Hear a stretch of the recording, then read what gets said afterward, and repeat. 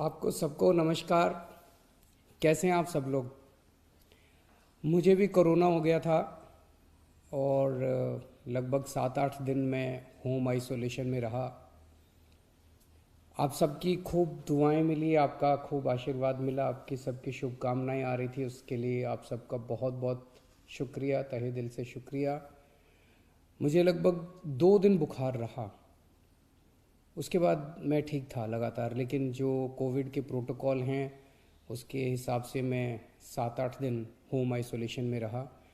अब मैं वापस आप सबकी सेवा में हाजिर हूँ। आप सब लोगों की शुभकामनाओं के लिए बहुत बहुत शुक्रिया। लेकिन दिल्ली में जो कोरोना की रफ्तार बहुत ज़्यादा तेज़ी से बढ़ रही है, उसको लेके मैं हमेशा से चिंतित था।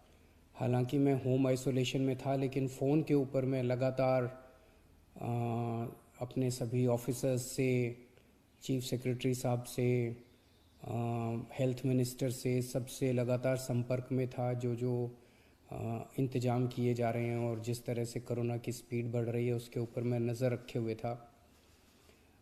दिल्ली के अंदर जो कोरोना की, पूरे देश में कोरोना बहुत तेज़ी से बढ़ रहा है, दिल्ली में भी बहुत तेज़ी से बढ़ रहा है। रफ्तार बहुत ज़्यादा तेज़ है। मैं देख रहा था कि कल वाला जो हेल्थ बुलेटिन था उसमें लगभग 20,000 के करीब केसेस आए थे, और आज शाम को जो हेल्थ बुलेटिन आएगा उसमें लगभग 22,000 केसेस, पिछले 24 घंटे के 22,000 केसेस आएंगे।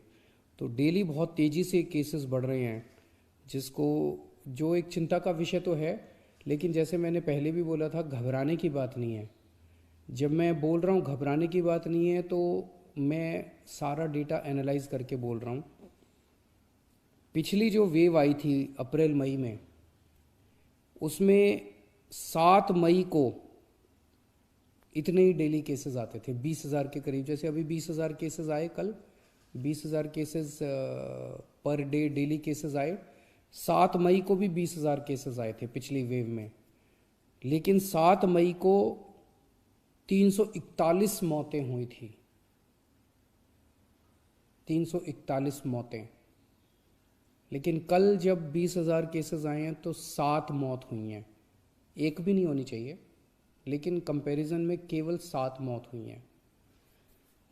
7 मई को जब 20,000 केसेस आए थे तो लगभग 20,000 बेड्स दिल्ली में भरे हुए थे, लेकिन कल जब 20,000 केसेस आए हैं तो लगभग 1,500 बेड केवल दिल्ली में भरे हुए हैं।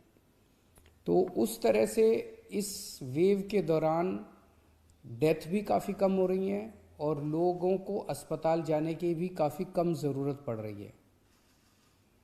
ये डेटा मैंने आपको इसलिए नहीं बताया कि इसलिए अब हम मास्क पहनना बंद कर देंगे और गैर जिम्मेदार हो जाएंगे।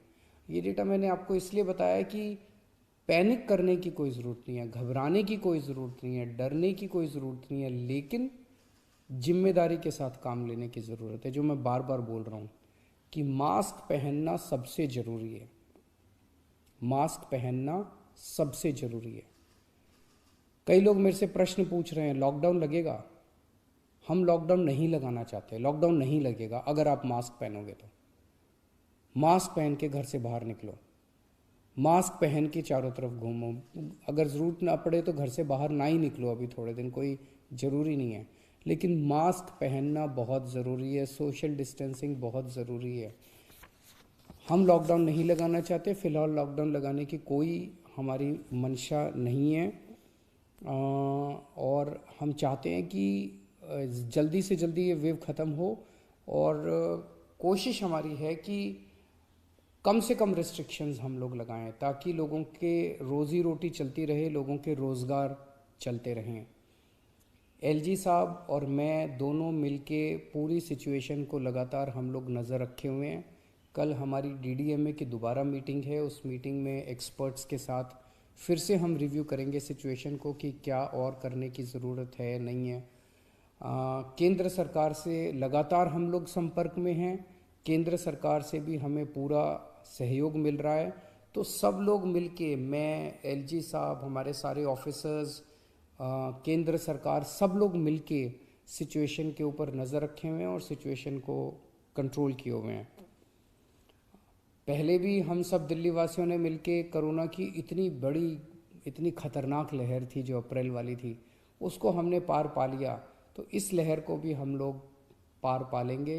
चिंता करने की ज़रूरत नहीं है, लेकिन जिम्मेदारी के साथ काम करने की ज़रूरत है। और जिन जिन लोगों ने वैक्सीन नहीं लगवाया, प्लीज़ जाके वैक्सीन ज़रूर लगवा लीजिए। वैक्सीन लगाने से मतलब ये नहीं है कि कोरोना नहीं होगा, लेकिन कोरोना अगर हुआ तो आपको कम माइल्ड कोरोना होगा, आपकी जान को खतरा नहीं होगा, आपको अस्पताल हो सकता है जाने की ज़रूरत ना पड़े। नमस्कार।